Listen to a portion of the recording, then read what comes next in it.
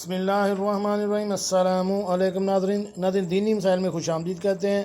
ہماری آج کی ویڈیو کا موضوع ہے کہ دوران اذان واش روم جانے سے گھر میں کون سا عذاب آتا ہے، اور حضور پاک صلی اللہ علیہ وآلہ وسلم کا اس کے بارے میں کیا ارشادات ہیں، اس کے بارے میں آپ کو تفصیل سے بتاتا ہوں۔ تو شروع کرتے ہیں آج کی ویڈیو۔ آج ہم آپ کو ایک ایسے سوال کے بارے میں بتانے والے ہیں جو عام طور پر ہر کسی کے ذہن میں گردش کرتا ہے، کیونکہ یہ سوال ایسا ہے جو ہماری روزمرہ کی زندگی سے متعلق ہے اور دن میں 5 مرتبہ ہمارے ذہن میں اٹھتا ہے۔ یہ سوال یہ ہے کہ کیا اذان کے وقت بیت الخلاء جانا درست ہے یا نہیں۔ یہ ایسا سوال ہے جس کے بارے میں اکثر لوگ سوال کرتے رہتے ہیں، اس لیے ہم نے سوچا کہ اپنے ناظرین کو اسلامی تناظر میں اس کا جواب بتائیں۔ تو اس سوال کا جواب کیا ہے، اس بارے میں مکمل تفصیل جاننے کے لیے آپ سے التماس ہے کہ ہماری بات کو غور سے سنیے گا۔ تو پیارے دوستو، ہم آپ کو یہ بھی بتاتے ہیں کہ اذان کے وقت بیت الخلاء جانا کیسا ہے، لیکن اس سے پہلے آپ کو اذان سننے کی تاکید اور اس میں ملنے والے ثواب کے بارے میں بتاتے ہیں۔ اس حوالے سے ایک روایت میں ہے کہ میمونہ رضی اللہ تعالیٰ عنہ کہتی ہیں کہ ایک دن رسول اکرم صلی اللہ علیہ وآلہ وسلم مردوں اور عورتوں کی صفوں کے درمیان کھڑے ہوئے اور فرمایا کہ اے عورتوں کی جماعت، جب تم اس حبشی کی اذان اور اقامہ سنو تو تم بھی اس کی طرح کہنا، کیونکہ ہر لفظ کے بدلے تمہارے ہزار درجے بلند کیے جائیں گے۔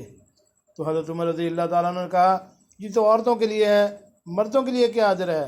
رسول پاک صلی اللہ علیہ وآلہ وسلم نے ارشاد فرمایا، دگنا اجر ہے۔ عمر پھر آپ صلی اللہ علیہ وآلہ وسلم عورتوں کی طرف متوجہ ہوئے اور فرمایا، اگر کوئی عورت اپنے شوہر کا حق ادا کرتی ہے اور اس کی اطاعت کرتی ہے، اس کا حق ادا کرتی ہے، اس کی اچھائی بیان کرتی ہے اور اپنے نفس اور اس کے مال میں خیانت نہیں کرتی، تو جنت میں اس کے اور شہداء کے درمیان صرف 1 درجے کا فرق ہوگا۔ اگر اس کا شوہر اچھے اخلاق والا ہوگا اور مومن ہوگا تو جنت میں بھی اس کا شوہر ہوگا، ورنہ اللہ تعالیٰ اس کا نکاح شہداء میں سے کسی سے کرا دے گا۔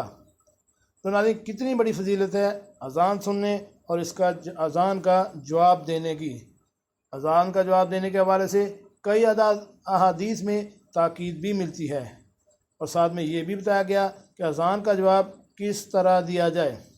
اس حوالے سے آپ کو ایک حدیث بتاتے ہیں جس میں خاص کلمات بتائے گئے ہیں جس کا پڑھنے سے اللہ پاک انسان کے تمام گناہ معاف فرما دیتے ہیں۔ ایک روایت میں ہے کہ مؤذن کی اذان سن کر جو شخص یہ کلمات پڑھے گا اس کے گناہوں کی مغفرت ہو جائے گی۔